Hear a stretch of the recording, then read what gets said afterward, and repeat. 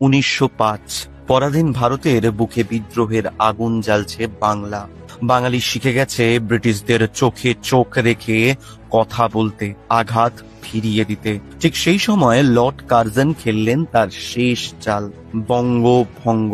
ঠিক করা হলো বাংলা ভাগের তারিখ হবে 16ই অক্টোবর 1905। গর্জে উঠলেন রবীন্দ্রনাথ।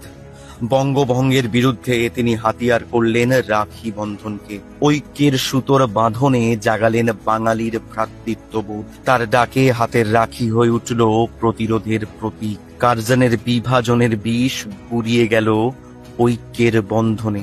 আজ আবার বাংলার বাতাসে সেই বঙ্গভঙ্গের গন্ধ। শুধু কার্জনের জায়গায় সে মোদি সায়েরা।